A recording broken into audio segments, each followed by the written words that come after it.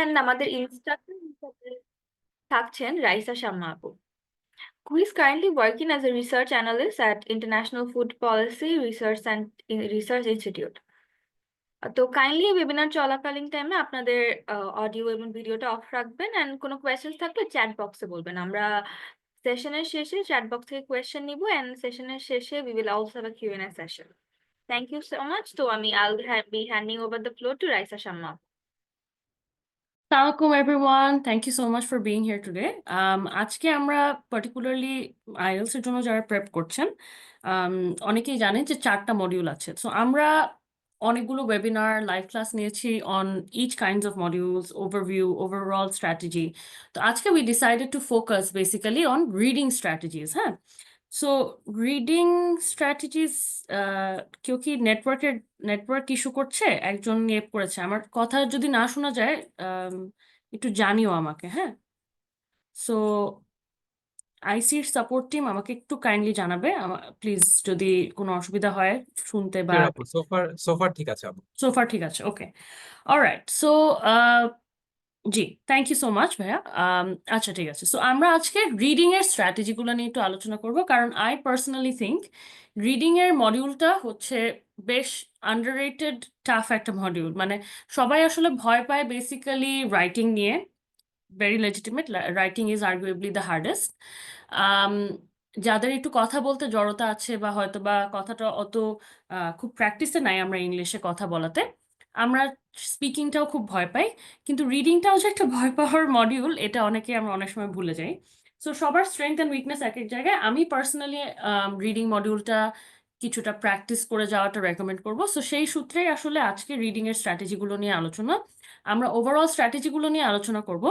ক্লাসটা শেষ হলে আইসির টিম আপনাদেরকে একটা ডকুমেন্ট পাঠাবে, যেখানে আমি বেশ কিছু প্র্যাকটিস, সবচেয়ে টাফেস্ট যে কোয়েশ্চেন টাইপগুলো, কিছু টাফ প্যাসেজ টাইপস এবং তার অ্যান্সার সহ কিছু কোয়েশ্চেনের কম্পাইলেশন করা আছে। যেহেতু এক একটা আসলে রিডিং মডিউলের বেসিক্যালি আপনি যদি একটা প্যাসেজ সলভ করতে যান, তাহলে রাফলি আপনার ওখানে 20 মিনিট সময় দিতে হবে। সো আমি যদি এখন আসলে মাল্টিপল প্যাসেজ এখানে সলিউশন করে দেখাই, তাহলে অনেকটুকু সময়ই চলে যাবে। সেই কারণে এই ডকুমেন্টটা রেডি করা, সেটা আমি আইসি টিমকে দিয়ে দিব, আইসি টিম আপনাদেরকে ফরওয়ার্ড করে দিবে along with the recording of today's webinar.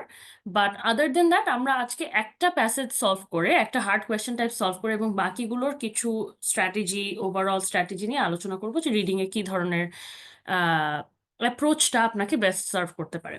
So আর দেরি না করে আমরা একটু আজকের ওয়েবিনারের কন্টেন্ট দিয়ে শুরু করে ফেলি।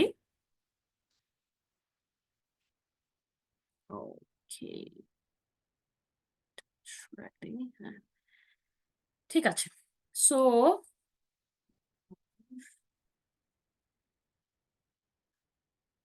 ওকে, তার অ্যানোটেশনে বন্ধ করলাম। ওকে, অসম, গ্রেট। সো আমরা আজকে শুরু করে দিই আজকের রিডিং মডিউলের strategies, tips and practice questions. Sorry guys, আমার ল্যাপটপটা একটু ঝামেলা করতেছে।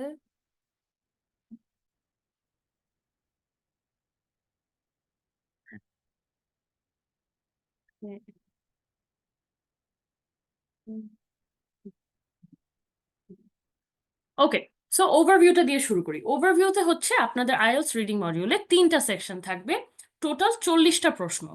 এই 40টা প্রশ্নের জন্য আপনার সময় থাকবে 60 মিনিট। 60 মিনিটে যদি 3টা সেকশন থাকে, তাহলে চিন্তা করে দেখেন প্রত্যেকটা সেকশনে অ্যাবাউট 20 মিনিট করে আপনি টাইম স্পেন্ড করতে হবে।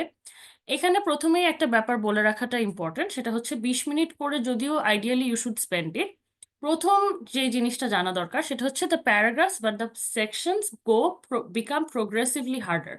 কথাটার অর্থ কি? প্রোগ্রেসিভলি মানে প্রথম সেকশনটা থেকে দ্বিতীয় সেকশনটা আরেকটু বেশি টাফ থাকবে, দ্বিতীয় সেকশন থেকে তৃতীয় সেকশনটা টাফ আরো একটু বেশি থাকবে। সো আমি আইডিয়ালি অ্যাডভাইস করি জিনিসটাকে 20-20-20 করে 3টা সেকশনের এভাবে হিসাব না করে, মানে ভাগ না করে, আমি যেটা সাজেস্ট করব সেটা হচ্ছে প্রথম সেকশনটা আপনি আইডিয়ালি 17 থেকে 18 মিনিটের বেশি সময় নেবেন না। এর পরেরটাতে ধরেন আপনি 20 মিনিট, এবং শেষে যা সময় থাকে বাকিটার জন্য, হোপফুলি লাস্ট প্যাসেজটার জন্য আপনার 23 থেকে 24 মিনিট সময় থাকবে, depending on how you have manage the time in the previous 2 sections. So আমাদের কোয়েশ্চেন টাইপস গুলো থাকে matching heading, true false, not given, এগুলো হচ্ছে common question types. Question type গুলোর একটু লিস্ট আমরা একটু পরেই দেখবো। আইএলটিএস এর এই সবগুলো মডিউলেরই ইন্ডিভিজুয়ালি ব্যান্ড স্কোর 0 থেকে 9 পর্যন্ত থাকে। প্রধান টিপটা হচ্ছে আপনি মেইন আইডিয়াটা স্কিম করে যাবেন প্যাসেজে before diving into the questions. So আমরা একটু প্রথম যে টিপটা সেটা চলে যাই, সেটা হচ্ছে যেটা সবচেয়ে বেশি ইম্পর্টেন্ট আমার কাছে মনে হয়, এটা হচ্ছে সবগুলো কোয়েশ্চেন টাইপ বোঝা। সো প্রত্যেকটা কোয়েশ্চেন কি ধরনের কোয়েশ্চেন টাইপ আছে, আমি যতটুকু কন্টেন্ট ঘাটাঘাটি করেছি, আইএলটিএস এর রিডিং এ 11টা কোয়েশ্চেন টাইপ থাকে। প্রথমে হচ্ছে আপনার মাল্টিপল চয়েস কোয়েশ্চেন, এটা আমরা খুবই মানে কমনলি জেনে থাকি, এমসিকিউ আমরা সারা জীবনই ইয়ে করেছি। বেসিক্যালি একটা কারেক্ট অ্যান্সার চুজ করতে হবে আপনার ফ্রম ফিউ অপশনস। একটা ট্রিক হচ্ছে মাঝে মাঝে মোর দেন ওয়ান কারেক্ট অপশনও চুজ করতে বলে, মানে আপনাকে ধরেন 5টা অপশন দিয়ে দিবে, বলবে select all answers that apply, তার মানে একের অধিকও কারেক্ট অ্যান্সার হতে পারে। সো এইটার কারণে আইএলটিএস এর যে কোনো মডিউলের পরীক্ষা, মানে মডিউলের বিশেষ করে লিসেনিং এন্ড রিডিং এর ক্ষেত্রে সবচেয়ে ইম্পর্ট্যান্ট টিপটা হচ্ছে কোয়েশ্চেনটা কি বলছে এটা আপনাকে ক্লিয়ারলি পড়তে হবে প্রথমে। আমরা প্রথমেই ধরে যদি চোখ বুলিয়ে যদি মনে করি যে আচ্ছা মাল্টিপল চয়েস কোয়েশ্চেন, সো একটা সিলেক্ট করলেই হবে, সেখানে কিন্তু আপনি একটা ইম্পর্ট্যান্ট ইনফরমেশন বা ইম্পর্ট্যান্ট একটা ওদের রিকোয়েস্ট একটা মিস করে যেতে পারেন, যেটা হচ্ছে আপনার একের অধিক অপশন চুজ করতে হবে। So always read the full question instruction before you move on to solving the question. Identifying information, true false, not given. So true false not given কি? ট্রু হচ্ছে যদি আপনার রিডিং এ যে passage দেওয়া হয়েছে সেটার সাথে একটা ইনফরমেশন ম্যাচ করে যায়। ফলস হচ্ছে অবভিয়াসলি তার অপোজিটটা। এবং not given, that's where it gets interesting. আমরা ছোটবেলায় ট্রু ফলস এটা মানে দিয়ে অভ্যস্ত, এই প্রশ্নের টাইপটা দিয়ে, কিন্তু নট গিভেন তার মানে আপনাকে বলছে এমন একটা তথ্য যেটা আপনাকে যাচাই করতে বলছে, যেটা এক্স্যাক্টলি প্যাসেজটা আসলে দেয়া নেই। সো আপনি সেই সলিউশনটা যদি নিজের পারসেপশন থেকে আপনি ট্রু বা ফলস, বা আপনি এটা ইনফারেন্স ড্র করলেন যে প্যাসেজে কিছু একটা নিয়ে আলোচনা করা হয়েছে, ধরেন ইউরোপের ইতিহাস নিয়ে আলোচনা করা হয়েছে, ইউরোপের ইতিহাস নিয়ে হয়তোবা আপনি অনেক কিছুই জানেন, একটা ইনফরমেশন আপনাকে যাচাই করতে বলা হয়েছে যে এটা কি ট্রু নাকি ফলস। এখন আপনি নিজের ধারণা থেকে আপনি সেটাকে ট্রু বা ফলস দিয়ে দিলেন, তাহলে কিন্তু একটা প্রবলেম হয়ে যাবে। সো আপনাকে সবসময় প্যাসেজের সাথে মিলিয়ে দেখতে হবে যে এটা কি ট্রু ফলস নাকি আসলে ইনফরমেশনটা দেয়া আছে কি দেয়া নেই। এরপরে এইটার একটা সিমিলার ভার্সন হচ্ছে ইয়েস নো নট গিভেন। এটাকে আমরা বলতে পারি মানে আইডেন্টিফাইং দ্য রাইটার্স ভিউ বা ক্লেমস। অনেক সময় রিডিং এর প্যাসেজগুলো একটা রাইটারের পার্সপেক্টিভ থেকে লেখা হয়ে থাকে, তো আপনাকে এখানে অ্যাসেস করতে হবে যে স্টেটমেন্টগুলো কি রাইটারের ভিউ বা ক্লেমকে সাপোর্ট করে, নাকি এটাকে মানে ক্লেম যেটা করেছে তিনি হয়তোবা বলেছেন যে খুব অ্যাবসার্ড একটা থট, বাট হয়তোবা রাইটার ক্লেম করেছে ইটালি আর স্পেন একসময় আহ মিলে একটা দেশ হয়ে যাবে। হ্যাঁ, এটা হচ্ছে রাইটারের view.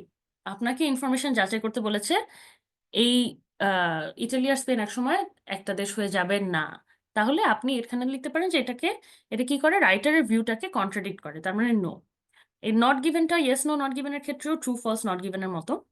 Matching information, this is another difficult question type. সেটা হচ্ছে ম্যাচ স্পেসিফিক ইনফরমেশন, ধরেন কিছু ডিটেল, কিছু এক্সাম্পল বা কোনো এক্সপ্লেনেশন, প্যারাগ্রাফটাকে ভাগ ভাগ করে দেওয়া থাকবে ABCD করে, মানে পুরো রিডিং এর যে প্যাসেজ। আচ্ছা, এখানে একটা কথা বলি, প্যাসেজ আর প্যারাগ্রাফের পার্থক্যটা একটু বুঝেন। প্যাসেজ হচ্ছে একটা ধরেন একটা ফুল, ধরেন আমি আপনাকে একটু এগিয়ে গিয়ে দেখাই, এটা হচ্ছে একটা ফুল প্যাসেজ। হ্যাঁ, এর মধ্যে একটা একটা যে প্যারাগ্রাফ করা আছে ABCD এভাবে করে লিস্ট করে দেওয়া আছে প্যারাগ্রাফগুলো, এগুলো হচ্ছে ইচ ইন্ডিভিজুয়াল প্যারাগ্রাফস। কিন্তু এই পুরো জিনিসটাকে কয়েকটা প্যারাগ্রাফ মিলে একটা টোটাল প্যাসেজ হয়। সো আমরা এই প্যাসেজ বলতে এই পুরো লেখাটাকে মিন করব, প্যারাগ্রাফ বলতে এক একটা প্যারা, সেই মানে যেগুলো সেন্টেন্স একসাথে একটা টপিক নিয়ে হয়তো বা কথা বলছে সেগুলোকে আমরা প্যারাগ্রাফ হিসেবে রেফার করব। সো আমরা যেখানে ছিলাম সেটা হচ্ছে ম্যাচিং ইনফরমেশন। আমরা কি করতে হবে, আমাদের কোনো স্পেসিফিক একটা ইনফরমেশন, কোনো একটা ডিটেল, কোনো একটা কোনো কারো নাম বা কোনো একটা ট্রেট, এরকম কিছু একটা কি করতে হবে, প্যারাগ্রাফ বা সেকশনস অফ দ্য টেক্সটের সাথে আমাদের ম্যাচ করতে হবে। এটা হচ্ছে matching information, which is again very similar to matching headings. Matching হেডিংসটা আমরা একটা কোয়েশ্চেন টাইপ যেটা আমরা সলভ করে দেখবো একটু পরে। ম্যাচিং হেডিং এর আইডিয়াটা হচ্ছে আপনার একটা প্যাসেজ দেওয়া থাকবে, প্যাসেজে মাল্টিপল প্যারাগ্রাফস দেওয়া হবে এবং কোন প্যারাগ্রাফের একটা লিস্ট অফ হেডিং দেওয়া হবে আপনাকে। যে ধরেন ছোটবেলায় থাকতো না আমরা বিভিন্ন ধরেন কি অনেক সময় অনুচ্ছেদ লিখতাম যেটাকে বাংলায় বলতো, অনুচ্ছেদের একটা টাইটেল দিতে হতো যে এই অনুচ্ছেদে আপনি কি নিয়ে কথা বলতে চাচ্ছেন। সো সেরকম একটা হেডিং যে একটা প্যারাগ্রাফের মেইন আইডিয়াটা বা কি যে আইডিয়াটা নিয়ে কথা বলা হচ্ছে সেটার টাইটেলটা দেওয়াটা বা হেডিংটা দেওয়াটা, এই হেডিং ম্যাচিং এর একটা কোয়েশ্চেন টাইপ থাকে যেটা নিয়ে আই থিঙ্ক মানে আমার মনে হয় this is one of the most tough question types. আর এটার মধ্যে হচ্ছে ম্যাচিং ফিচার্স, হ্যাঁ, কোনো একটা নাম বা ইভেন্ট বা থিওরি একটা আইটেম বা ডিটেইলের মানে প্যাসেজের একটা ডিটেইলের সাথে আপনাকে ম্যাচ করতে হবে। ম্যাচিং সেন্টেন্স এন্ডিংস হচ্ছে অনেকটা এরকম, কিন্তু এটাও হচ্ছে আপনার কি আইডিয়া নিয়ে মিলাতে হবে। একটা সেন্টেন্সের শুরুর অংশ দিয়ে দিবে, এর সাথে শেষের অংশটা কি হতে পারে সেটা বেশ কিছু আপনাকে এটা এগেন একটা লিস্ট দিয়ে দিবে। সেই লিস্ট থেকে আপনার কারেক্ট এন্ডিংটা সিলেক্ট করতে হবে। তারপরে রয়েছে সেন্টেন্স কমপ্লিশন। সেন্টেন্স কমপ্লিশনও হচ্ছে ম্যাচিং সেন্টেন্স এন্ডিংস এর মতোই, কিন্তু এন্ডিংটা যেমন পুরো একটা সেন্টেন্সের ধরেন একটা পার্ট দিয়ে দিচ্ছে, সেন্টেন্স কমপ্লিশনটা হচ্ছে বেসিক্যালি যেটাকে আমরা ফিল ইন দ্য ব্ল্যাঙ্কস হিসেবে চিনি সেটা। সো সেন্টেন্স কমপ্লিশনেরও একটা এক্সাম্পল আমরা আজকের ক্লাসটাতেই করব। এবং শুরুতেই বলে রাখি যাতে আপনারা মনোযোগটা ধরে রাখেন, এটা কিন্তু একটা ইন্টারঅ্যাক্টিভ ক্লাস হবে। সো বেসিক্যালি আপনারা আমাকে হেল্প করবেন সলভ করতে এই রিডিং এর কোয়েশ্চেন টাইপগুলো। So I will be taking volunteers যারা এই প্রশ্নের উত্তরগুলো আমাকে একটা প্যারাগ্রাফ আমরা একসাথেই পড়বো, প্যারাগ্রাফটা পড়ে আপনারা সাজেস্ট করতে পারেন যে আহ, সেই প্যারাগ্রাফের হেডিংটা কি হতে পারে। সো আমরা এই জিনিসটাকে ইন্টারঅ্যাক্টিভ রাখবো। সো সেন্টেন্স কমপ্লিশন আমরা বুঝলাম এটা ফিল ইন দ্য ব্ল্যাঙ্কস এর মতো অনেকটা। আপনি প্যাসেজটা পড়ে প্যাসেজের থেকে শব্দ বা কিছু ফ্রেজ, ফ্রেজ মানে কি একের অধিক শব্দ যদি একসাথে আপনি একটা আইডিয়া বোঝাতে, যেমন এই যেখানে ফ্লো চার্ট কমপ্লিশন, হ্যাঁ, সো 2-3টা ওয়ার্ড একসাথে মিলে একটা ফ্রেজ হতে পারে। So what happened,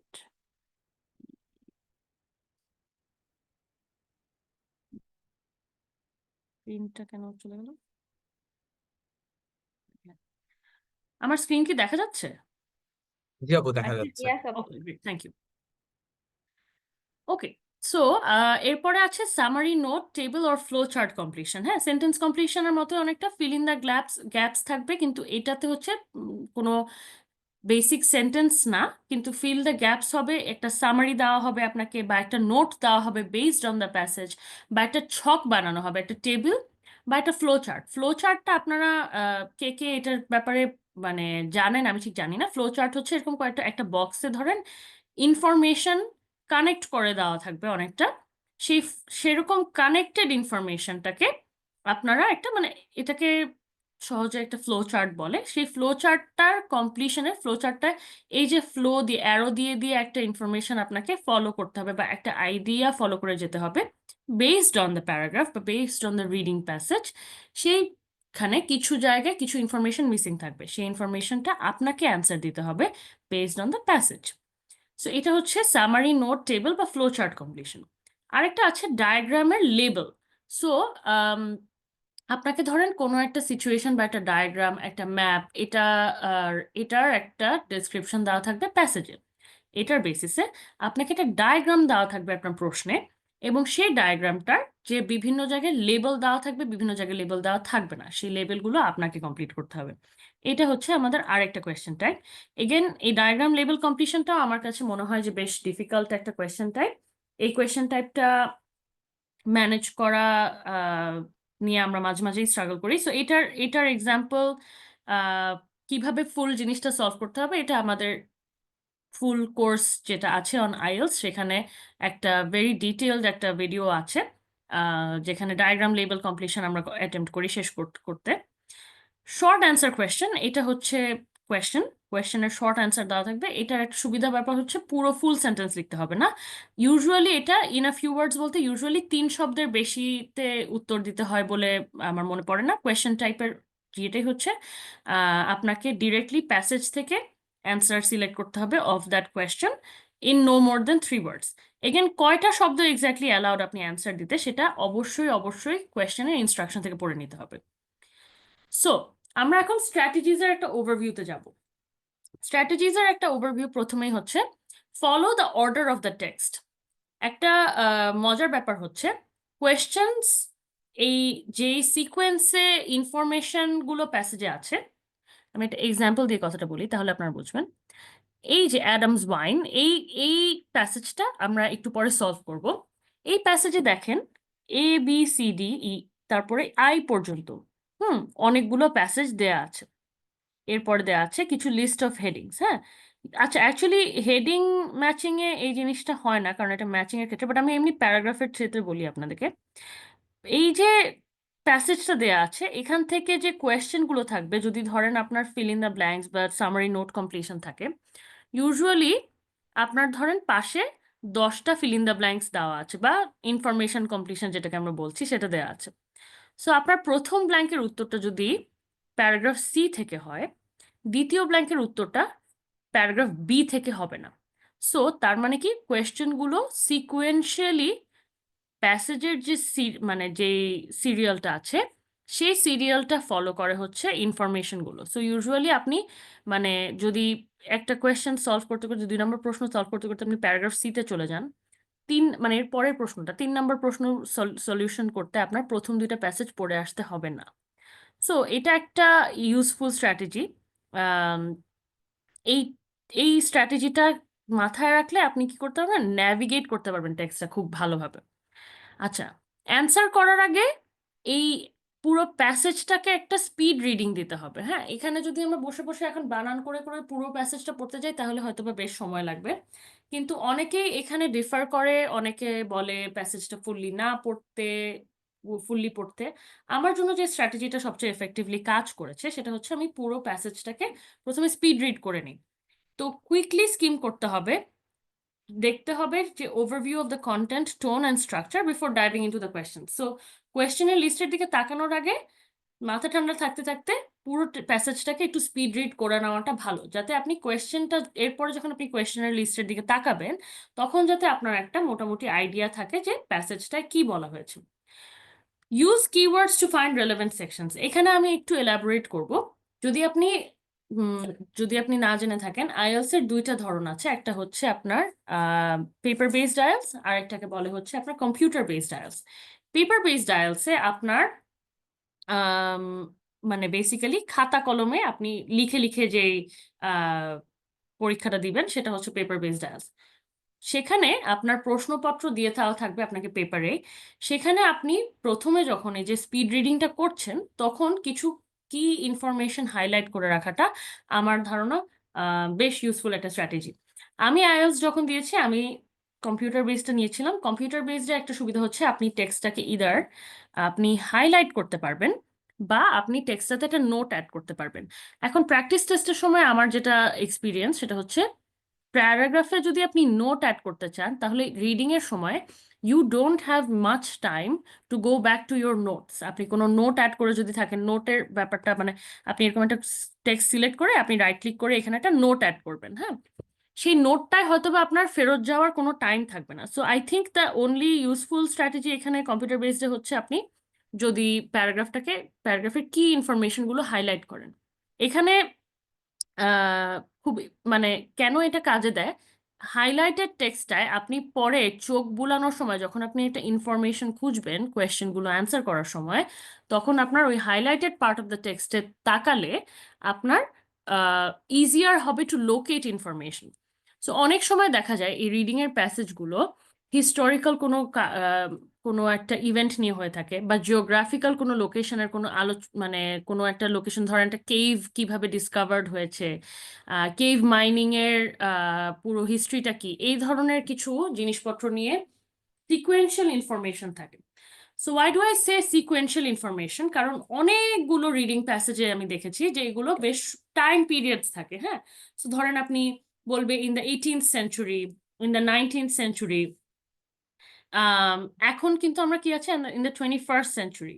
so 19th century বলতে কিন্তু বোঝায় 1801 থেকে 1899 বোধ হয়। হ্যাঁ, so it Sage 19th, but 19th মানে হচ্ছে যে 1800 থেকে হ্যাঁ সেই সময়ের। সো এই যে টাইম পিরিয়ডের ডেসক্রিপশনটা 18th সেঞ্চুরি বলতে এক্স্যাক্টলি কি বোঝাচ্ছে, 19th সেঞ্চুরি বলতে কি বোঝাচ্ছে, এই ধরনের টাইম পিরিয়ডের ফ্রেজগুলো জেনে যাওয়াটা একটা ভালো আইডিয়া।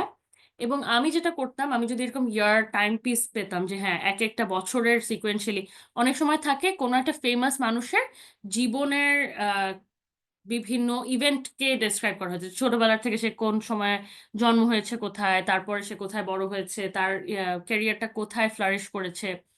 সেই ক্ষেত্রে যখন এই সালগুলো দেখবেন, কারোর নাম দেখবেন, সেই জিনিসগুলোকে যদি হাইলাইট করে রাখেন, তাহলে আপনার ইনফরমেশন লোকেট করতে পরবর্তীতে খুবই সুবিধা হবে। Focus on keywords but read for meaning. আপনি যদি কিওয়ার্ডে শুধু আটকে থাকেন, তাহলে মিনিংটা বুঝতে আপনার কিন্তু দেরি হয়ে যেতে পারে।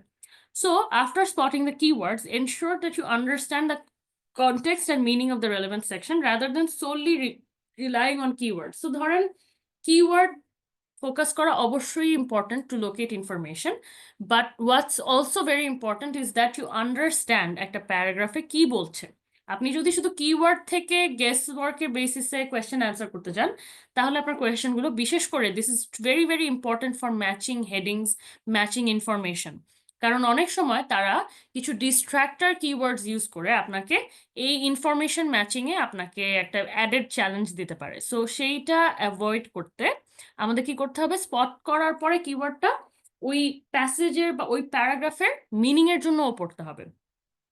আচ্ছা, একটা ইম্পর্টেন্ট ব্যাপার হচ্ছে, আমি কি এখন ফুল ইনডেপথ পড়বো নাকি আমি এখন কিওয়ার্ড দেখবো, এই স্ট্র্যাটেজি ফিক্স করতে করতে অনেকে কি করে অ্যাকচুয়াল প্যাসেজটা পড়াটাই মানে অ্যাভয়েড করে ফেলে। যে কারণে আমি এই স্ট্র্যাটেজিটাই আবার একটু ইটারেট ব্যাক করছি। আমি যেটা করি, আমি প্রথমে প্যাসেজটা ভালো মতো একবার পড়ি, হ্যাঁ, স্পিড রিড করি, কিন্তু ভালো মতো ঠান্ডা মাথা নিয়ে পুরাটা একবার পড়ি। তারপরে আমি কি করি, আমি ইনফরমেশনগুলো মানে পড়তে পড়তে আমি কিওয়ার্ডগুলো হাইলাইট করি। তারপরে যখন আমার একটা কিছু পার্টিকুলার একটা প্যারাগ্রাফের সাথে ম্যাচ করা লাগছে, তখন আমি একটু আহ, ভালো মতো পড়ে মিনিংটার জন্য পড়ি, যেটাকে বলে রিডিং ফর মিনিং, সেই কাজটা করি। So don't waste too much time searching. আপনি শুধু কিওয়ার্ড একটা থেকে একটা জাম্প অ্যারাউন্ড করার চেয়ে পড়ে ফেলাটাই বেটার। মানে আপনি একবার পড়ে জিনিসটাকে আত্মস্থ করতে পারলে বা মিনিংটা বুঝতে পারলে, তখন usually it gets much easier. So এইটার ব্যাপারে আমি একটা জিনিস অবশ্যই রেকমেন্ড করবো হচ্ছে, কয়েকটা প্র্যাকটিস টেস্ট প্লিজ দিয়ে দেখেন। হ্যাঁ, প্র্যাকটিস টেস্ট দিয়ে দেখেন আপনার জন্য কোন স্ট্র্যাটেজিটা পার্টিকুলারলি কাজ করছে। আমি এখানে ব্রডলি বেশ কিছু স্ট্র্যাটেজি আলোচনা করব, কিন্তু আপনার জন্য কি আগে speed reading followed by in depth reading কাজ করছে, নাকি কোন স্ট্র্যাটেজিটা আপনার জন্য কাজ করছে, you will understand the best. আর একটা ব্যাপার খেয়াল রাখতে হবে যে you are racing against time here. So leverage grammar knowledge. একটা গ্রামার ক্লু কে একটা মানে কোয়েশ্চেনে আইডেন্টিফাই করে, কারণ অনেক সময় এমন থাকবে কোনো একটা শব্দ হয়তো বা প্যাসেজে ভার্ব ফরম্যাটে দেওয়া, এবং সেন্টেন্স কমপ্লিশন বা ফিল ইন দ্য ব্ল্যাঙ্কস এর ক্ষেত্রে আপনাকে সেটাকে নাউন ফরম্যাটে ইউজ করতে হবে। হ্যাঁ, সো সেই ক্ষেত্রে আপনার গ্রামারের নলেজটা উইল কাম ইন। তো একটা ওয়ার্ডের নাউন ভার্সন, ভার্ব ভার্সন কি কি হতে পারে সেটা জেনে যাওয়াটা এটা ভালো। এবং এখানে আমি যেটা বলবো, রাইট ইউজ অফ টেন্স, এটাও খুব ইম্পর্টেন্ট। ধরেন একটা ভার্ব দেওয়া আছে প্যাসেজে প্রেজেন্ট ফর্মে, কিন্তু আপনাকে ব্ল্যাঙ্কে ওটাকে হয়তো বা ফিউচার টেন্সে বা পাস্ট টেন্সে লিখতে হবে। সো ব্ল্যাঙ্কের আশেপাশে আপনার মানে কি ধরনের অক্সিলারি ভার্ব ইউজ করা হয়েছে, সেটার সাথে ফলোড আপনার রাইট ফর্ম অফ ভার্বটা কি হবে, সেটাও জেনে নিতে হবে। এইখানে আপনি যদি ধরেন ইনফরমেশনটা রাইট দিলেন, কিন্তু আপনি রাইট ফর্ম অফ ভার্বটা ইউজ করলেন না, তাহলে কিন্তু আপনার মার্কস কেটে যাবে ওখানে। So understanding synonyms and paraphrasing. Understanding synonyms and paraphrasing এর ব্যাপারটা কি, যে এগেন কোয়েশ্চেনটা যখন আপনাকে ধরেন সেন্টেন্স কমপ্লিশন দিল বা আপনাকে ফ্লো চার্ট কমপ্লিশন দিল, সেখানে আপনার কি হবে, কোয়েশ্চেনটা একটু প্যারাফ্রেজ করে থাকতে পারে from the text from the passage. আপনার যেটা করতে হবে সেই ক্ষেত্রে, এখানে হচ্ছে আমাদের যেটা ভোকাবুলারি বাড়াতে হবে আপনার নিজেকে, কি শব্দের সিনোনিম গুলো এবং বিভিন্ন ধরনের ভ্যারিয়েশন, যেটা আমি বললাম বিভিন্ন ফর্ম অফ ভার্বে তারা কিভাবে ওয়ার্ডটা হতে পারে, সেটার স্পেলিং সহ নলেজটা এখানে বিল্ড করতে হবে, যেখানে আপনার ভোকাবুলারিটা ব্রডেন করা, ভোকাবুলারিটা বড় করাটা একটা ভালো আইডিয়া। বিওয়্যার অফ ডিস্ট্রাক্টরস, যেটা আমি একটু আগেই বলেছিলাম, যে কিছু মিসলিডিং অপশন বা ইরেলেভেন্ট ইনফরমেশন দেওয়া থাকবে। ধরেন আপনাকে জিজ্ঞেস করলো যে একটা ফেমাস মানুষ এক্স, সে তার জন্ম হয়েছে প্যারাগ্রাফে, এমন ভাবে বলবে যদিও অনেকে ভাবে যে তার জন্ম হয়েছিল 1883 সালে, কিন্তু আসলে তার জন্ম হয়েছিল 1895 সালে। তো এখানে রাইট অ্যান্সারটা দিতে গিয়ে আপনি যদি শুধু প্রথম ওয়ার্ডটা ও জন্ম মানে বার্থ আর প্রথম ইয়ারটাই দেখেন, তাহলে আপনি 1884 সাল দিয়ে দিতে পারেন অ্যান্সার, বাট আসলে কিন্তু এখানে একটা ডিস্ট্রাক্টর ছিল। তো এই ধরনের মিসলিডিং অপশন বা ইরেলেভেন্ট ইনফরমেশন গুলো ডিটেক্ট করতে হবে। আচ্ছা, ম্যাচিং হেডিংস এর identifying the main idea of each paragraph to match it with the appropriate heading, এটা খুব ইম্পর্টেন্ট। এটা আমরা একটু পরে যেহেতু দেখবো, আমি এখানে খুব বেশি এলাবোরেট করব না। আচ্ছা, এখানে একটা জিনিস জাস্ট বলে রাখি যে যেটা মানুষ করে ইউজুয়ালি, যে প্রথম সেন্টেন্সটা পড়েই হেডিং ম্যাচ করে ফেলার চেষ্টা করে। অনেকে যেটা সাজেস্ট করে, একটা প্যারাগ্রাফে প্রথম লাইন এবং শেষ লাইনটা পড়লেই ম্যাচিং হেডিং হয়ে যাবে। Although to begin with that is a good strategy, যে হ্যাঁ প্রথম আর শেষ লাইনটা পড়লে হয়তো বা আপনি অনেক কিছু কিছু প্যাসেজের ক্ষেত্রে আপনি বেশ কিছু জিনিস বুঝতে পারছেন, কিন্তু আমার ওপিনিয়ন হবে অ্যাকচুয়ালি পুরো প্যারাগ্রাফটা পড়া। কারণ ম্যাচিং হেডিং এর ক্ষেত্রে স্পেশালি আপনার কাছে মেইন আইডিয়াটা হেডিং এর সাথে ম্যাচ করতে হবে, নট জাস্ট এনি কি ইনফরমেশন। হ্যাঁ, সো মানে এফেক্টিভলি যদি আপনি হেডিং ম্যাচ করতে চান, তাহলে পুরো প্যারাগ্রাফটা পড়ে ফেলতে হবে rather than focusing on first or last sentence. Differentiate between false and not given. এটা আমি একটু আগে কোয়েশ্চেন টাইপ আলোচনা করার সময় বলেছিলাম যে ফলস কোনটা, একটা ইনফরমেশন কি ডিরেক্টলি প্যাসেজের কোনো লেখাকে কোনো পার্টকে কন্ট্রাডিক্ট করছে, নাকি সেই ইনফরমেশনটা আসলে একেবারে দেয়াই নেই, সেই জিনিসটা আপনাকে ডিফারেন্সিয়েট করতে হবে। একটা জিনিস আইএলটিএস পরীক্ষা দিতে যাওয়ার সময় দরজার বাইরে রেখে যাবেন, সেটা হচ্ছে ইয়োর পার্সোনাল বায়াস। হ্যাঁ, your personal bias in case of anything. আপনি লিসেনিং এ যে মানে আপনাকে জিনিসটা এমনভাবে চিন্তা করতে হবে, আপনি এখানে ঢোকার আগে অন্য কোনো ইনফরমেশনই জানেন না। আপনাকে রিডিং এর ক্ষেত্রে যা প্যাসেজে দেওয়া হচ্ছে সেটাই সত্য, সেটাই মিথ্যা। মানে সেটাই সত্য, যেটা দেয়া নেই সেটা মিথ্যা বা not given. So in conclusion, আপনাকে যদি প্যাসেজে একটা ইনফরমেশন দেয়া আছে এবং আপনার ট্রু ফলস নট গিভেনের ক্ষেত্রে সেই পার্টিকুলার ইনফরমেশনটাকে অপোজিট বা কন্ট্রাডিক্ট করছে, তাহলে সেটা ফলস। কিন্তু সেই ইনফরমেশনের ব্যাপারে যদি কিছু না দেওয়া থাকে আসলে, তাহলে সেটা নট গিভেন। সো এই জিনিসটার ডিফারেন্সিয়েশনটা করাটা বেশ ডিফিকাল্ট একটা ফিট, এবং I would recommend practising this question type more. আচ্ছা, সো এখানে আমরা, আচ্ছা আরেকটা খুব বেসিক একটা স্ট্র্যাটেজি হচ্ছে ট্রান্সফার অ্যান্সার্স অ্যাকুরেটলি। আপনাকে যে অ্যান্সার শিটটা দিবে, সেখানে 40টা প্রশ্নের উত্তর দেওয়ার জন্য আপনার কিন্তু অ্যান্সার শিট, আপনি ধরেন বানানটা ঠিক মতো জানলেন, কিন্তু আপনি অ্যান্সার শিটে বানান লেখার সময় বানান ভুল করলেন, তাহলে কিন্তু আপনি মার্কটা সেখানে হারিয়ে ফেলবেন। সো আপনি অ্যান্সার শিটটা এবং সিরিয়ালি ঠিক মতো দিচ্ছেন কিনা অ্যান্সার শিটে, সেটা আর কি অ্যাকুরেটলি করার চেষ্টা করবেন। আচ্ছা, আর একটা ব্যাপার হচ্ছে এটা, যারা অনেকে হতে পারে, আমার ধারণা এখানে বেশিরভাগই আমরা স্টুডেন্টস, তারা একাডেমিক টেস্টটাই দিবেন। আইএলটিএস এর দুটো টেস্ট আছে, একটা হচ্ছে আপনি রেজিস্টার করতে গেলেই দেখবেন, একটা হচ্ছে একাডেমিক টেস্ট টাইপ, একটা হচ্ছে জেনারেল টেস্ট টাইপ। জেনারেল টেস্টটা ইউজুয়ালি দিতে হয় যদি আপনি চাকরির কারণে বা অনেক সময় কোথাও মাইগ্রেট করতে, ইমিগ্রেশন পারপাসে আপনি যদি কোনো একটা দেশে যান, তাহলে তারা জানতে চায় যে আপনি হয়তো বা ইংরেজিতে কথা বলতে পারেন এফেক্টিভলি, একটা আইএলটিএস এর রিকোয়ারমেন্ট থাকে। সেই ক্ষেত্রে জেনারেল টেস্টটা দিলেই হয়। কিন্তু যদি কেউ পড়াশোনার কাজে যে কোনো ধরনের পড়াশোনার ডিগ্রি নিতে বাইরে যেতে চান, তাহলে একাডেমিক টেস্ট টাইপটা দিতে হয়। সো আপনি যদি আইএলটিএস যে কারণে আপনি দিয়ে থাকেন, যদি আপনি আম, একটু যাচাই করে নেন আগে যে কি টেস্ট টাইপটা দিবেন, তাহলে সুবিধা এ। And next point is academic আর জেনারেলের রিডিং টেস্টের মানে একটু ডিফার করে কন্টেন্টটা। একাডেমিকের কন্টেন্ট জেনারেল ট্রেনিং এর কন্টেন্টের চেয়ে একটু ডিফিকাল্ট হয় সাধারণত। সো আপনার যদি কোনো স্পেসিফিক রিকোয়ারমেন্ট থাকে যে আপনার শুধু জেনারেল রিডিং মানে জেনারেল আইএলটিএসটা দিলেই হবে, তাহলে আপনি ওই ধরনের কন্টেন্টগুলো প্র্যাকটিস করলেই এনাফ। কিন্তু যদি আপনি একাডেমিক আইএলটিএস দেন, তাহলে আপনাকে ওই একাডেমিক রিডিং প্যাসেজগুলো প্র্যাকটিস করতে হবে।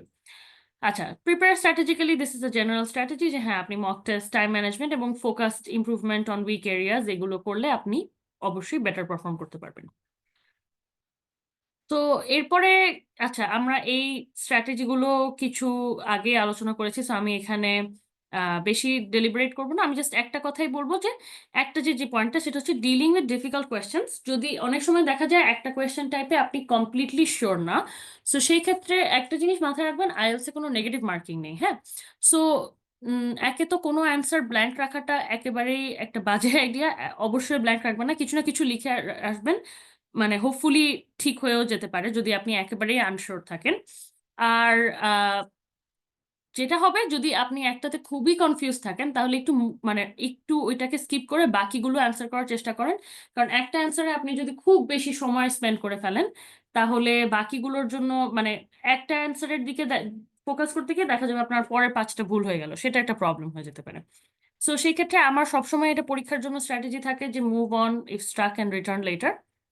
আর আরেকটা ব্যাপার হচ্ছে এই রং অ্যান্সার গুলোকে এলিমিনেট করে ফেলতে পারেন পড়তে পড়তে, টু ন্যারো ইউর চয়েসেস। এটা আমরা ম্যাচিং এর ক্ষেত্রেই দেখবো একটু পরে। তো যেগুলো অ্যান্সার একেবারেই আপনি শিওর যে এটা কারেক্ট না, সেগুলোকে আপনি এলিমিনেট করে আপনার চয়েসগুলো কমায় নিয়ে আসতে পারেন। আচ্ছা, আমরা এখন চলে যাই একটা প্রথম কোয়েশ্চেন টাইপে, সেটা হচ্ছে একটা প্যাসেজ। হ্যাঁ, এটা প্যাসেজটার আমরা পড়বো। প্যাসেজটা হচ্ছে বেসিক্যালি প্যাসেজটার পরে আপনার কি আছে, একটা 8টা প্যারাগ্রাফ আছে লেবেলড A to I। বলেছে choose the most suitable headings for paragraphs B to I। দেখেন আপনাকে বলেই দিয়েছে, হ্যাঁ, প্যারাগ্রাফ এটা তাহলে আপনার অত মনোযোগ দেওয়াই লাগতেছে না। B থেকে I প্যারাগ্রাফের জন্য লিস্ট অফ হেডিংস দেওয়া আছে। Write the appropriate numbers 1 to 12 in your boxes 1 to 8 on your answer sheet. তার মানে আপনার অ্যান্সার শিটে 8টা অপশন দেওয়া আছে। আপনি কি করতে হবে, আপনাকে এই লিস্ট অফ হেডিং থেকে কোন প্যারাগ্রাফের হেডিং কি হতে পারে সেটা ম্যাচ করতে হবে। হ্যাঁ, তো তার মানে আপনার প্যারাগ্রাফ আছে 8টা, হেডিং আছে 12টা। তো আপনাকে ম্যাচ করতে হবে এক একটা প্যারাগ্রাফের সাথে এক একটা হেডিং। এখানে একটা কি সেন্টেন্স দেখেন, there are more headings than paragraph, so you will not use all of them. তার মানে you do not need to use all 12 headings, right? এখানে সমস্যাটা কি হলো, ওই যে একটু আগে আমরা যেটা ডিসকাস করলাম যে you eliminate the wrong answers to basically narrow down your choices. এখানে আপনি সেটা এলিমিনেট করেও আগাতে পারেন বা করেও আগাতে পারেন। এখন বেসিক্যালি আমরা যে কাজটা করতে পারি, আমি যদি প্যাসেজটা প্রথম পেতাম, আমি প্রথমে প্যাসেজটা ভালো মতো একটু একবার পড়ে নিতাম, হ্যাঁ।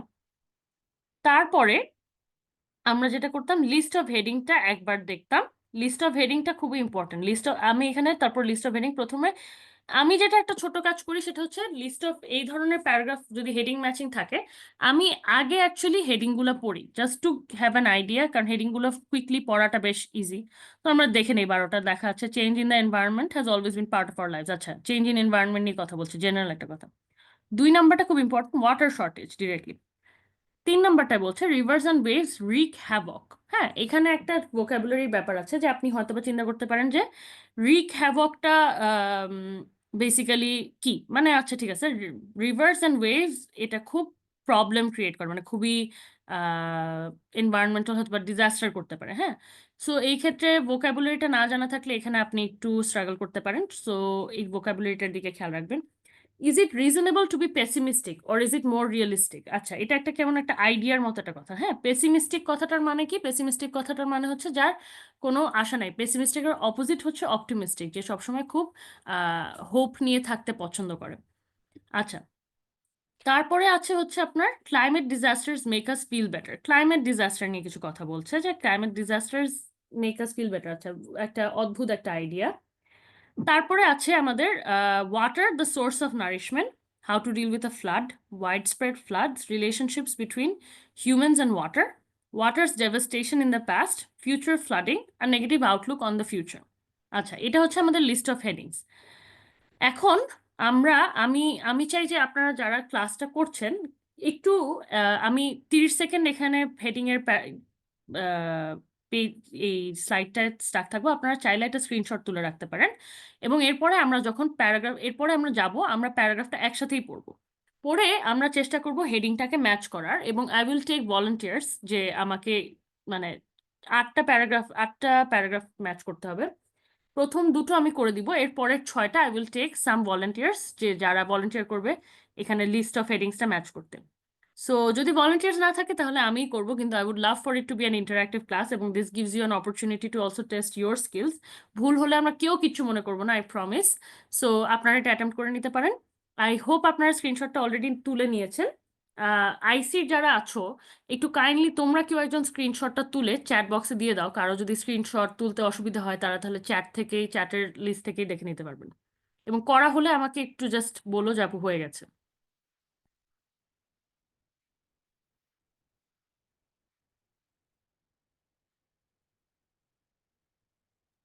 Put done. Oh great, thank you. Okay, so আমরা এখন চলে যাব আমাদের প্যারাগ্রাফে।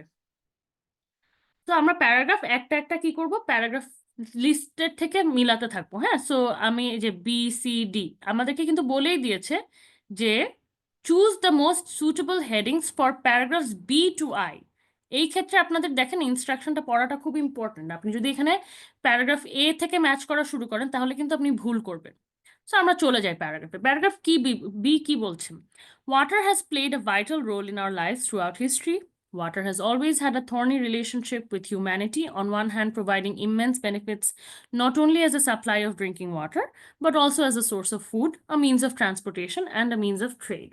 However, because people have been obliged to live near water in order to survive and thrive, the relationship has not always been pleasant or productive.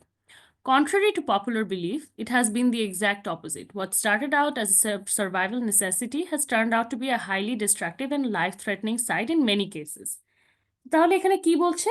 এখানে কিন্তু বলছে পানির সাথে আমাদের আহ, কি পানি আমাদের মানে হিউম্যান হিস্ট্রিতে কি ধরনের রোল প্লে করছে। সো এখানে আপনি কিন্তু আমরা যদি লিস্ট অফ টাইটেলে চলে যাই, you would be very tempted to see যে এটা কি water the source of nourishment কিনা। হ্যাঁ, দেখেন আপনি যদি শুধু প্রথম লাইনটা পড়েন যে water has always had providing immense benefits, আপনি যদি শুধু কিওয়ার্ডগুলাই ফোকাস করতে চান তাহলে কিন্তু আপনার মনে হতে পারে ও আচ্ছা ওয়াটার খুব ভালো, পানি জীবন, এই এই আইডিয়াটাই মেইন করছে। তো এই আইডিয়াটা যেহেতু মেইন করছে এটা মনে হয় আম, আমাদের এখানে লিস্ট থেকে water the source of nourishment হতে পারে। কিন্তু আসলে কিন্তু এখানে আপনার একটু আপনি প্যাসেজটার এই জন্য আহ, প্রথম লাইনটা পড়লে এবং আপনি যদি অ্যাকচুয়ালি মনোযোগ দিয়ে প্রথম লাইনটা শেষ লাইনটাও পড়েন তাহলে আপনি দেখতে পারবেন পানির যে পজিটিভ সাইডগুলো অ্যাজ ওয়েল অ্যাজ যে নেগেটিভ সাইডগুলো সেগুলো বলছেন। দেখেন এই যে বলছে কি যে the relationship has not always been pleasant or productive, তার মানে সব সময় রিলেশনশিপটা পানির সাথে যে রিলেশনশিপটা সেটা যে ভালো হবে এটা কিন্তু সত্যি না। সো আসলে ওভারঅল যেহেতু পানির সাথে রিলেশনশিপের কথা বলছে তাহলে the correct answer is relationship between humans and water. That's the appropriate title for paragraph B. এখন আমরা মুভ করব প্যারাগ্রাফ সিতে। People and their environment have been hit by big floods and long droughts throughout history, making it harder for them to fight for their lives. The dramatic changes in the environment that we hear about in the news every day are not new. Fields that used to be green and full of life are now empty. Lakes and rivers that used to be full of life are now empty, blah, blah, blah. Savannas have become deserts. What might be new is our childlike amazement at the forces of nature. তাহলে কি বলছে যে অনেকগুলো natural disaster নিয়ে এখানে আলোচনা করা হচ্ছে।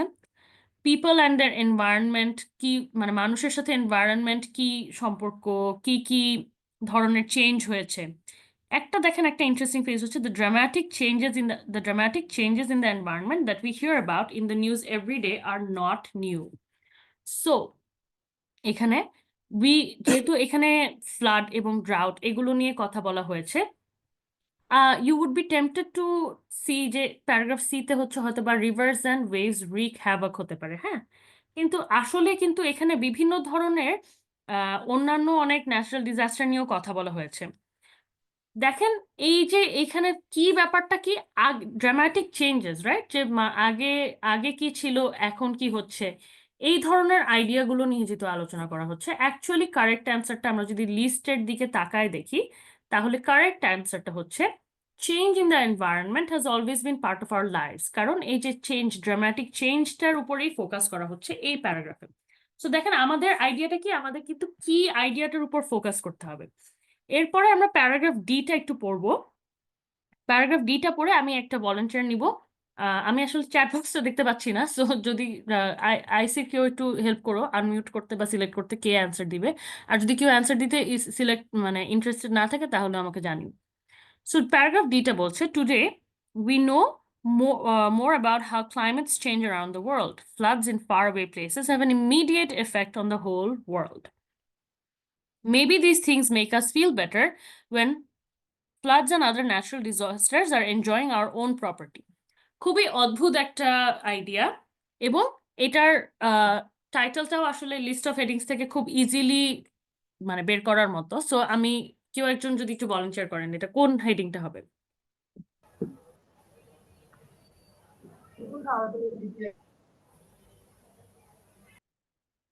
কেউ কি কথা বলছেন আপু?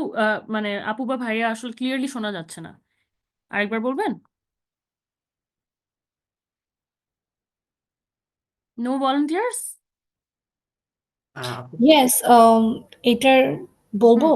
হ্যাঁ হ্যাঁ, অফকোর্স আপু, please It's go ahead. 5. Climate disasters make us feel better.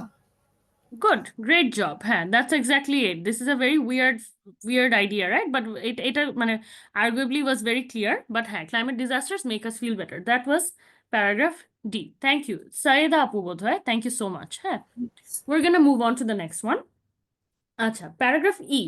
In 2002, floods in several parts of Europe caused a lot of damage that cost billions of euros to fix. Properties all over the continent fell into the sea as waves thumped the coast and destroyed sea defenses. But it was not just the sea. Rivers that were deformed by heavy rains and the loss of trees carried large amounts of water that ruined many communities. Okay. Eটাও I would say, looking at the list of headings, this is also quite easy. So I will take another volunteer, please. Widespread flood. আচ্ছা আপু, কেন widespread flood হবে? Um,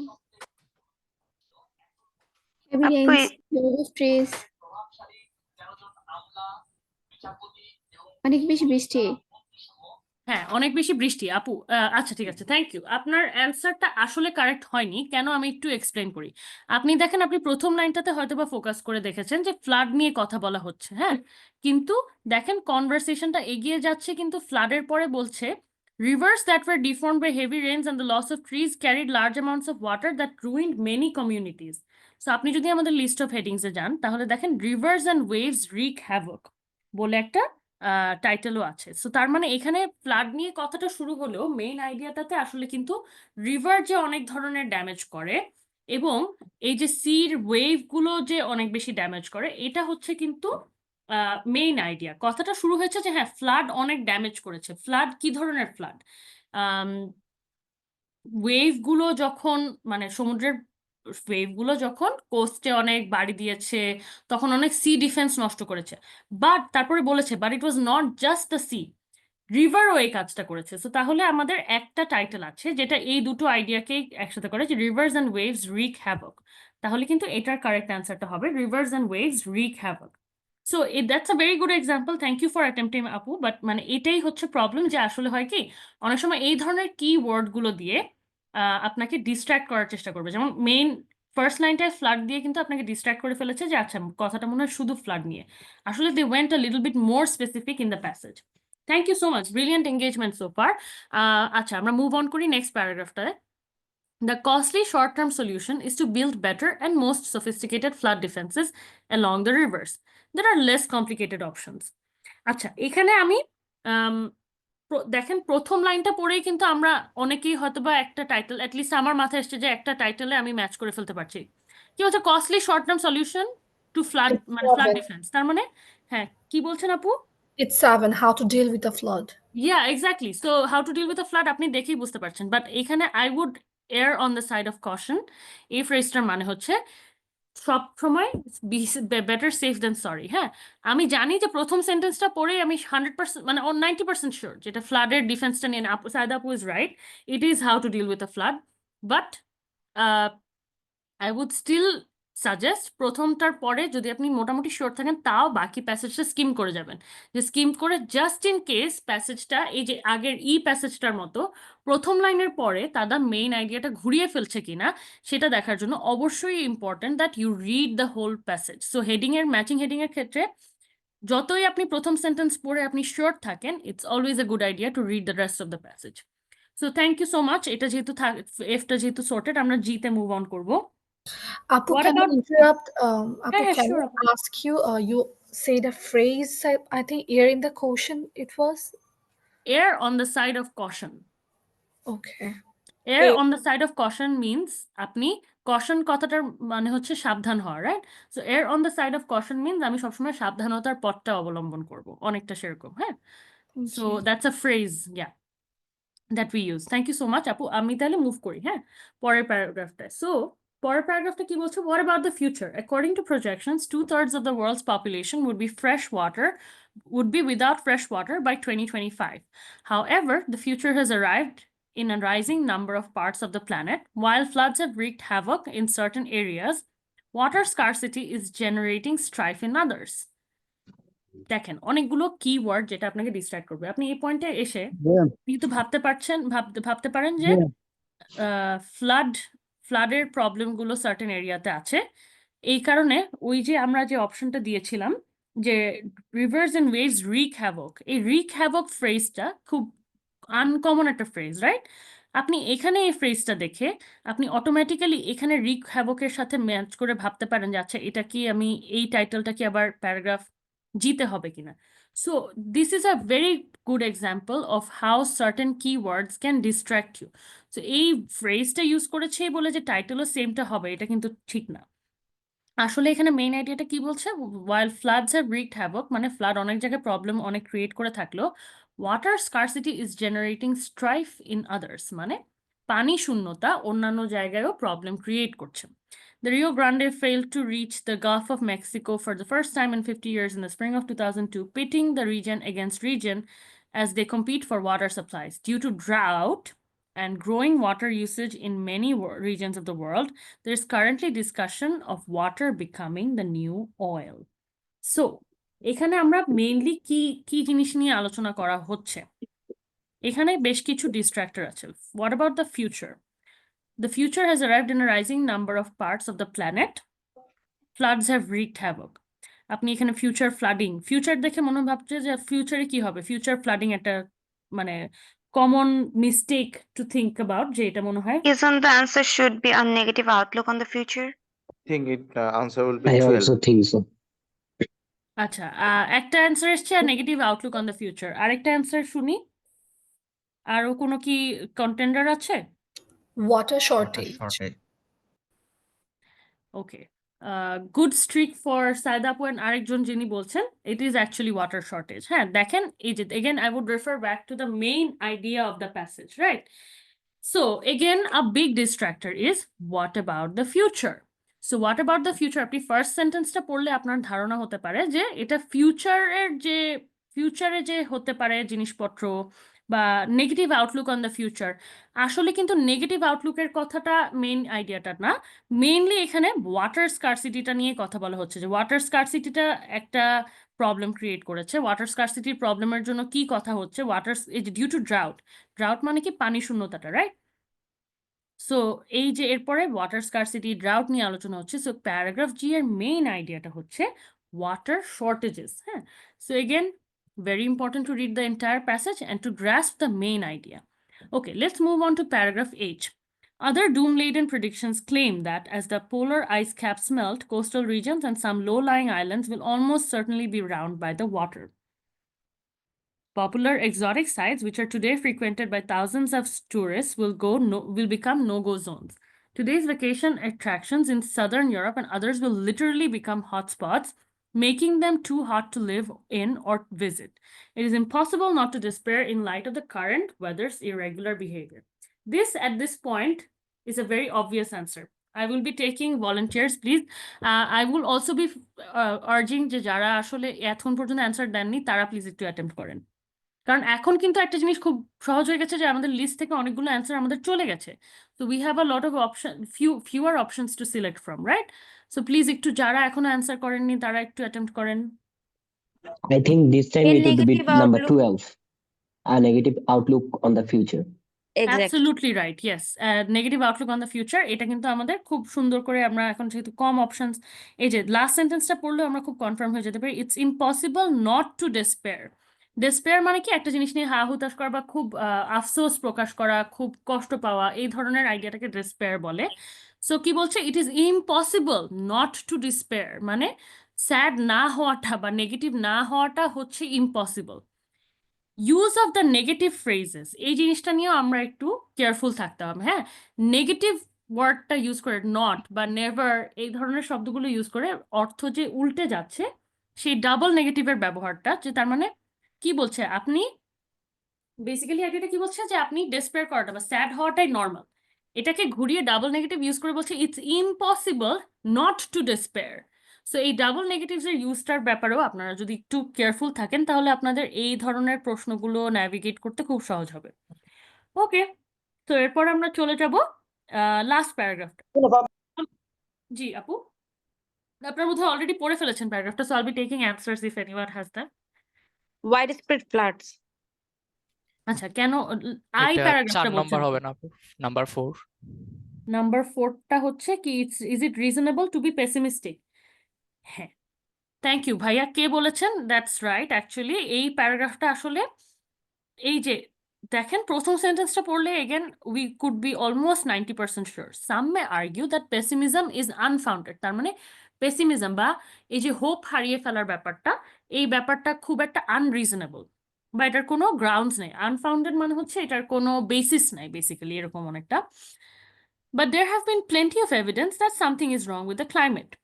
Flooding has been destructive in many regions of the globe. This catastrophe shifts from one continent to the next as the seasons change. The cost of living is sad and the environmental impact is worrying.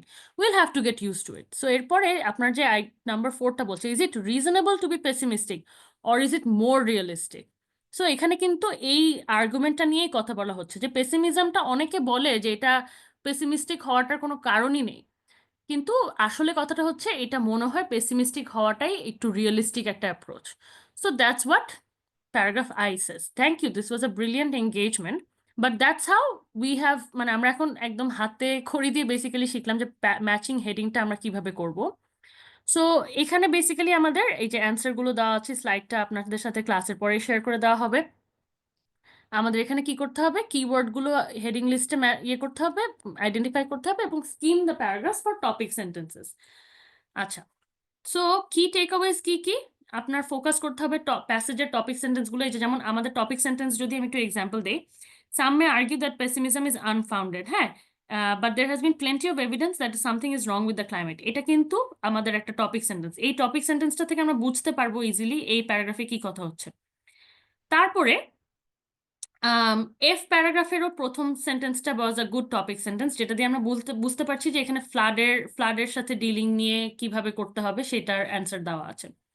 So আমরা এখানে সহজেই এই focus করলে, যদি topic সেন্টেন্সের উপর focus করে আপনি যদি অ্যান্সারটা নিয়ে শিওর হয়ে যাচ্ছেন, তাহলে that's a good idea, but then again you should still read the rest of the paragraph. Match keywords and synonyms, এটা ম্যাচ করে দেখতে পারেন, but don't focus too much on this. Common pitfall হচ্ছে getting distracted by specific detail, যেমন আমরা এখানে একটা phrase ছিল, এটা দিয়ে রিক্ট হ্যাভক, এটা দিয়ে আমরা একটু ডিস্ট্রাক্টেড হয়ে যেতে পারছিলাম। আর get confusing overlapping ideas in similar headings, যেমন আমাদের যে এই rivers and waves wreak havoc, এইটা এই প্যারাগ্রাফে এবং এই প্যারাগ্রাফ দুটো প্যারাগ্রাফেই হতে পারতো। এই ধরনের কনফিউজিং আইডিয়াগুলো নিয়ে আমরা আসলে মাঝে মাঝে কনফিউশন হয়ে যায়। সহজ ব্যাপার হচ্ছে, মানে এটা সহজ করে ফেলার উপায় হচ্ছে বেশি প্র্যাকটিস করা। সো এরকম আমরা meaning and power of smell এরকম আরেকটা লিস্ট প্যারাগ্রাফ হেডিংস রেখেছি। আমরা আরেকটা যেটা এখানে রেখেছি সেটা হচ্ছে কমপ্লিট দ্য সামারি বিলো। এরকম ধরনের প্যাসেজ থেকে একটা বড় প্যাসেজ, এই প্যাসেজটা আবার কোনো লিস্ট করা নাই আর কি, বা কোনো সিরিয়াল করা নাই। এই প্যাসেজটার থেকে আপনার কি করতে হবে, এই সামারি কমপ্লিশন করতে হবে। So this is another difficult question type. এখন যেহেতু মানে আমরা আজকের ওয়েবিনারটা 1 ঘন্টা এবং আমি এরপরে কোয়েশ্চেন্সও নিব কিছু, so I will stop here, but don't worry, এই প্যারাগ্রাফটা মানে এই স্লাইডটা আপনাদেরকে দিয়ে দেওয়া হবে along with the question types. ওখানের ভেতরেও বেশ কিছু আছে। I would urge all of you যে আপনারা এই কোয়েশ্চেন টাইপগুলো মানে অ্যাটেম্প্ট করবেন। যেটা হতে পারে সেটা হচ্ছে এই যে দেখেন, complete the summary below. Instruction হচ্ছে choose no more than 2 words and or a number from the passage for each answer. So এখানে একটা ইম্পর্টেন্ট ব্যাপার হচ্ছে আপনার, তার মানে এখানে কোয়েশ্চেনে মানে ব্ল্যাঙ্কে পসিবল কম্বিনেশন কি হতে পারে? ইদার আপনি দুইটা শব্দ ব্যবহার করবেন, বা দুইটা শব্দের সাথে এই যে and/or a নাম্বার, মানে কি দুইটা শব্দর সাথে একটা নাম্বার। ধরেন একটা সংখ্যা 48, ধরেন এখানে কোনোটা আসলে নাম্বার দেওয়া নাই, ধরেন 48 ক্যাফিনেটেড বেভারেজেস, এটা একটা অ্যান্সার ছিল। তাহলে একটা সংখ্যা, ওটাকে সংখ্যার ফরম্যাটেই লিখতে হবে 48 ক্যাফিনেটেড বেভারেজেস, বা যে কোনো একটা সংখ্যা, ধরেন 7, এই সংখ্যাটাকে ওয়ার্ডে লিখে দিচ্ছেন। এইভাবে হচ্ছে আপনি ব্ল্যাঙ্কটা সামারি কমপ্লিশনটা করতে পারবেন। সো এখানে কি দেওয়া আছে, এখানে যদি choose no more than 3 words দেওয়া থাকতো শুধু, তাহলে আপনি যে কোনোভাবেই 3টা শব্দের বেশি বাইরে যেতে পারবেন না, এই ইনস্ট্রাকশনটা ফলো করতে হতো। হ্যাঁ, so big tip is always read the instructions. So I will stop here with my slide and আমি একটু রিকোয়েস্ট করব যে এখন যদি, কারণ আমি I really want to be interactive with you guys, so আপনারা যদি হ্যাঁ, আপনারা যদি কাইন্ডলি একটু আমাকে কোয়েশ্চেনগুলো ইয়ে করেন, তাহলে আমার স্ক্রিন কি এখনো দেখা যাচ্ছে? জি আপু। আচ্ছা, আমি স্ক্রিন শেয়ারটা অফ করে দেই। অফ করতে পারতেছি না, ঝামেলা। আচ্ছা, এনিওয়ে, আচ্ছা, প্লিজ এলাবোরেট ইট এগেন। হ্যাঁ, okay, so I'll elaborate it again. So ভাইয়া, অনেক সময় থাকে যে choose no more than 2 words for the blanks, যদি এরকম দেওয়া থাকে প্রশ্নে, তাহলে আপনি দুটা শব্দ ধরেন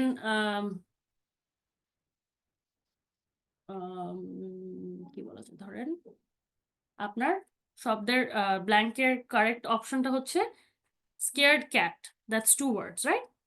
অনেক সময় আপনাকে বলবে choose no more than 2 words and or a number, তার মানে আপনার হয়তোবা অ্যান্সার হচ্ছে 7 scared cats, তখন আপনাকে লিখতে হবে 7 নাম্বারের মতো করে, নাম্বার 7টা লিখবেন scared cats। তার মানে আপনার অ্যান্সারের যে ব্ল্যাঙ্কটা, সেখানে একটা মানে একটা সংখ্যা followed by 2 words or only 2 words, এটার বাদে আপনি কোনো কম্বিনেশন চিন্তা করবেন না। মানে ম্যাক্সিমাম চুজ নো মোর দেন, তার মানে ব্ল্যাঙ্কে একটা শব্দও বসতে পারে, ম্যাক্সিমাম দুটা শব্দ বসতে পারে, no more than 2। So that's the instruction for choose no, মানে এই ধরনের ইনস্ট্রাকশন রিডিং প্যাসেজে থাকে যে choose no more than 2 words বা and or a number। যদি and or a number থাকে, তার মানে আপনি নাম্বারও নাম্বার ব্ল্যাঙ্কে বসাতে পারবেন, নাম্বারের সাথে ম্যাক্সিমাম দুটো শব্দ বসাতে পারবেন। সো এটা ছিল একজনের। হ্যাঁ আপু, I wanted to ask, sorry, হ্যাঁ আমি একটু কমেন্টসের নিচে চলে যাই। About one heading from the practice paragraph, future flooding. Could I, হ্যাঁ sure আপু, please go ahead. Okay, Apu, firstly, I want to take the attention of IC team.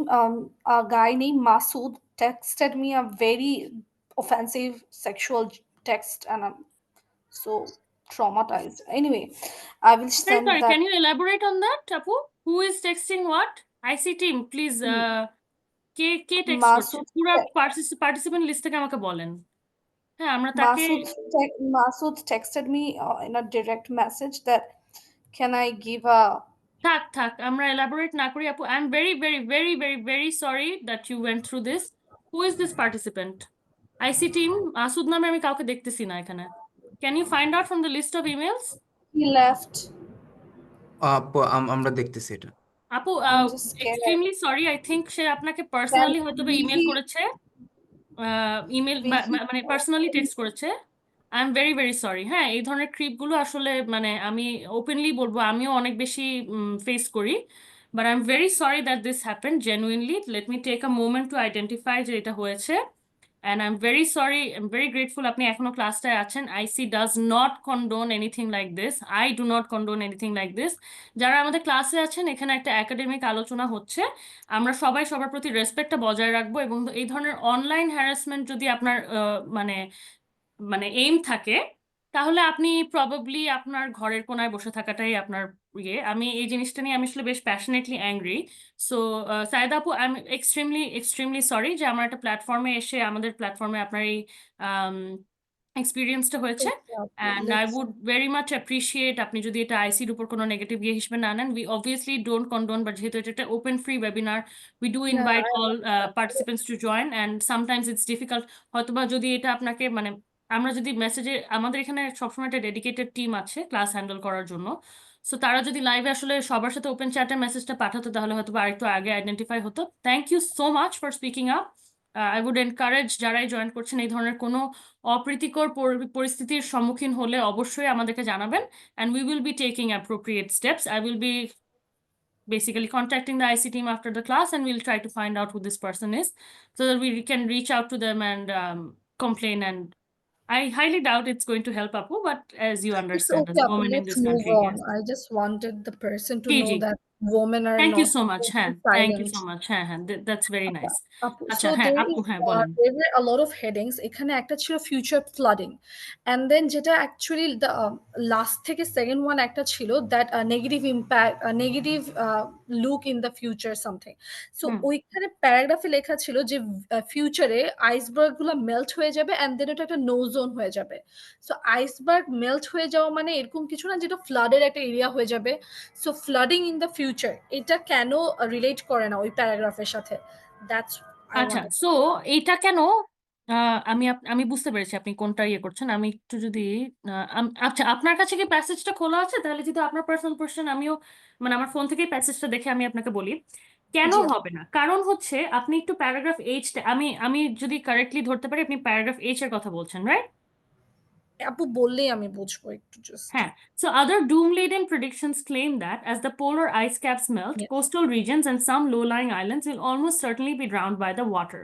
yes, Popular exotic sites, which are today frequented by tens and thousands of tourists, will become no-go zones.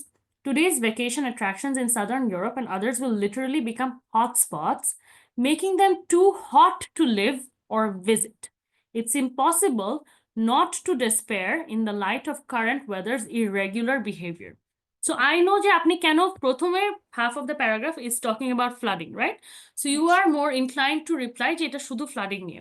But আপনি দেখেন যে পুরো প্যারাগ্রাফটা যদি আপনি পড়েন তাহলে কিন্তু এরপরে কিন্তু যেই জায়গাগুলো ক্লাইমেটিক্যালি হট স্পট হয়ে যাবে এবং এখানে it will be too hot to live in, সেইগুলোকে নিয়েও কথা বলা হচ্ছে, রাইট?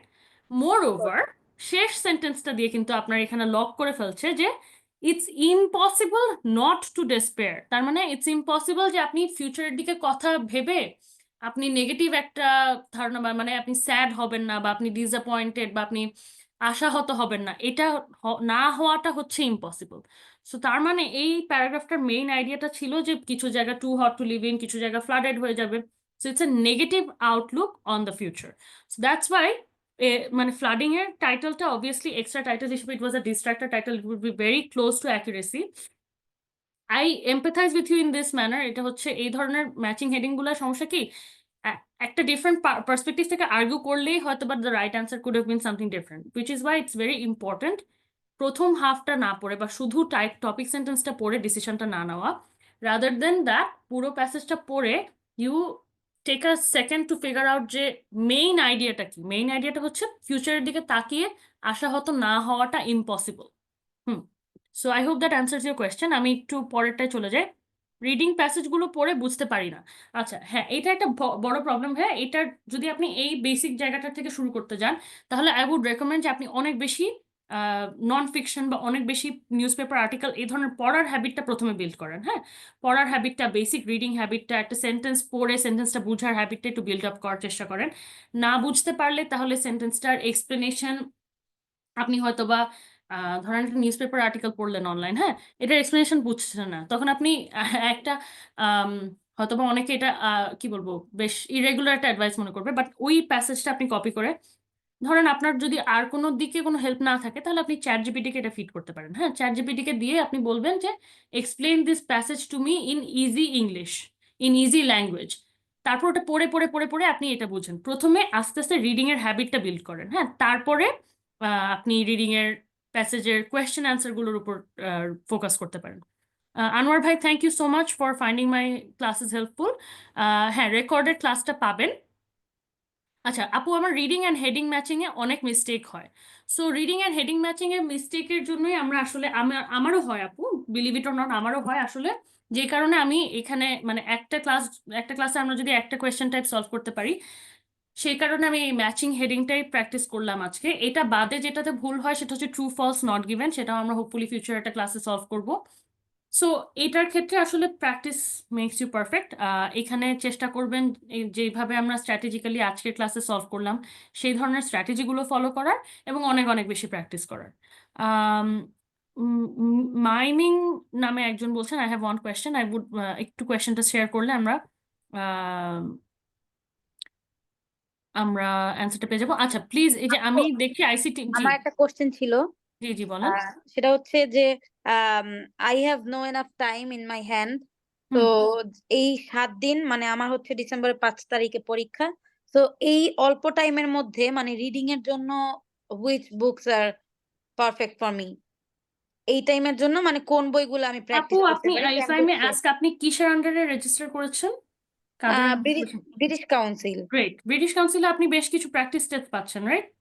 হ্যাঁ, এখনো আপনি আমি ওটা উইংস সেন্টার দিয়ে মানে করেছি, তো ওটা এখনো আমি পাইনি, হয়তো কি সেশন দিয়ে করেছেন আপু? Wings learning centre. আপু ব্রিটিশ কাউন্সিলের আন্ডারে আপনি যদি রেজিস্টার করে থাকেন, অবশ্যই অবশ্যই রাইট নাও, কারণ আমি ব্রিটিশ কাউন্সিলের আন্ডারে দিয়েছি। ব্রিটিশ কাউন্সিল আপনাকে একটা টেস্ট টেকার পোর্টাল থাকে, হ্যাঁ একটা, ওটা কিন্তু ওদের একটা স্লাইটলি আলাদা ওয়েবসাইট, আইএলটিএস টেস্ট টেকার পোর্টাল। ওখানে গেলে আপু আপনি অনেকগুলো ফ্রি টেস্ট পাবেন। রিডিং এর জন্য আলাদা করে দেওয়া আছে, ফুল প্র্যাকটিস টেস্ট দেওয়া আছে। হাইলি হাইলি এনকারেজ করবো ডিসেম্বর 5 তারিখের মধ্যে যদি আপনার পরীক্ষা হয়, অবশ্যই অবশ্যই ব্রিটিশ কাউন্সিলের পোর্টালটার থেকেই দেন, যেহেতু আপনিও ব্রিটিশ কাউন্সিল থেকে দিয়েছেন। আমি যেহেতু দিয়েছি আমি জানি ব্রিটিশ কাউন্সিলের অনেকগুলো ওখানে আপনার ওদের পোর্টালে লিসেনিং এর, রিডিং এর আলাদা আলাদা করে অনেকগুলো প্র্যাকটিস টেস্ট দেওয়া আছে। কিন্তু আমি তো উইংস লার্নিং সেন্টারের আন্ডারে করেছি, তো ওরা মনে হয় ওই পেমেন্টটা এখনো শো করে নাই। আমার ইমেইলে ব্রিটিশ কাউন্সিল থেকে ইমেইল আসছে যে এখনো মানে পেমেন্ট যায় নাই, হয়তো আরো। আপু তাহলে আই উড রেকমেন্ড যে যেহেতু সামনের উইকে ইয়ে আছে, আপনি উইংস এর সাথে একটু যোগাযোগ করেন। আমি যেমন যেটা আমি আসলে আমি জানি না আপনি হয়তো বা কিভাবে করেছেন, আমি অনলাইনে ব্রিটিশ কাউন্সিলের আন্ডারে যখন রেজিস্টার করেছি, ওরা তো আসলে বিভিন্ন, যেমন আপনি যেটা বললেন উইংস, আমি একটার সাথে করেছিলাম, ওরা দিয়েছিল হচ্ছে বোধহয় ধানমন্ডিতে একটা টেস্ট সেন্টার ছিল, আমার ঠিক খেয়াল নাই নামটা এখন। ওরা ওরা একটা টেস্ট সেন্টার করে, ওই টেস্ট সেন্টারের আন্ডারে আমি দিয়েছিলাম। কিন্তু ওখানে একটা পোর্টাল থাকে, তো আপনি উইংসকে বলেন যে আমার তো কিছু, আর যদি উইংস এর আম, যদি আপনি ওখানকার কন্টেন্ট অ্যাক্সেস করতে ডিফিকাল্টি হয়, বাট আপু ফোকাস অন দ্য ফ্যাক্ট যে আপনি যেহেতু পে করেছেন, you are entitle to this practice test by the way. হ্যাঁ, তো উইংসকে অবশ্যই বলবেন as soon as possible contact করে যে প্লিজ এই জিনিসটা আপনাকে অ্যাক্সেসটা দিলে আপনার ব্রিটিশ কাউন্সিলের পোর্টাল থেকে আপনার ওই প্র্যাকটিস টেস্টগুলো আপনি পেয়ে যাবেন। আপনি যেহেতু এখন পরীক্ষা দিয়েছেন, তাহলে আই থিঙ্ক আপনি অ্যারাউন্ড 20 থেকে 24,000 টাকার মধ্যে দিয়ে আপনি রেজিস্টার করেছেন, you are entitle to those practice test. হ্যাঁ, প্লিজ ডু নট হ্যাঁ, ফরগেট। 24,950 একদম মানে ডিসকাউন্টের 24,950, তার মানে হ্যাঁ। আপনি কোনো ডিসকাউন্টও পাননি। আমি কিন্তু এর না। মধ্যেই আমার ফ্রেন্ডকে কোচ করেছি, আমি জানি যে ব্রিটিশ কাউন্সিলের আন্ডারে যদি আপনি রেজিস্টার করে থাকেন তাহলে same প্রাইসই।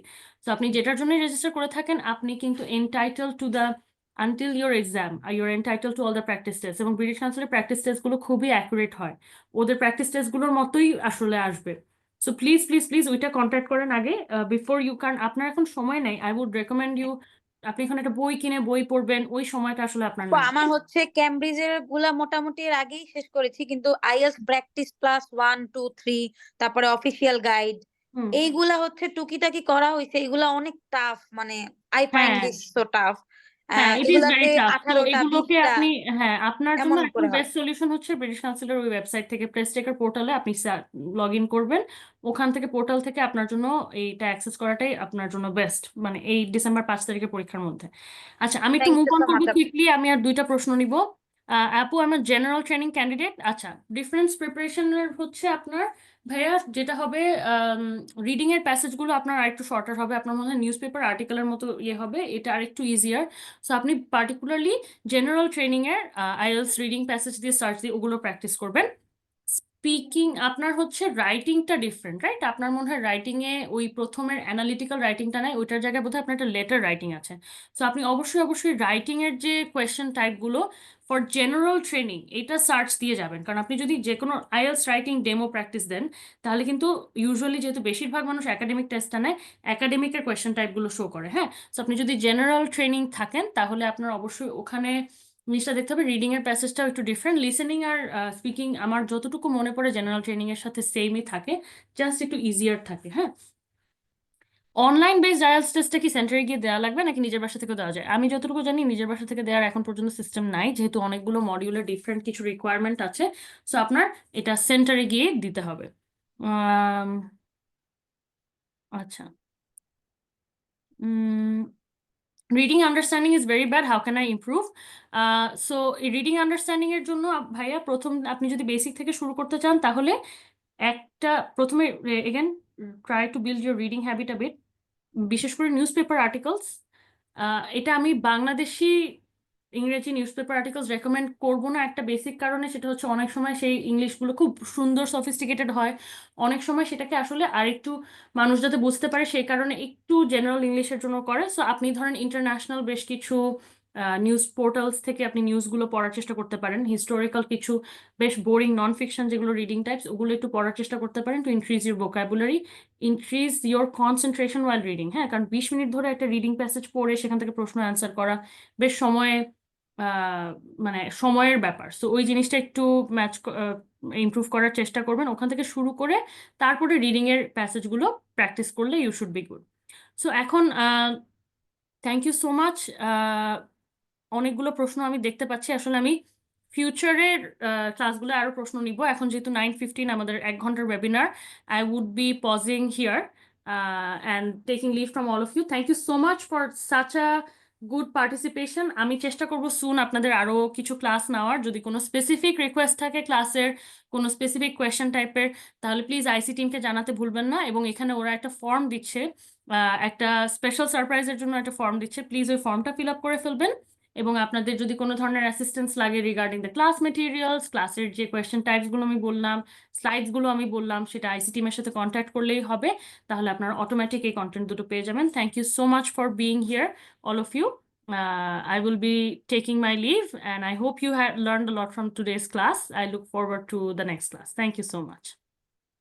Thank you to Raisa Appu for this wonderful session, and thanks to all of our participants for attending this webinar.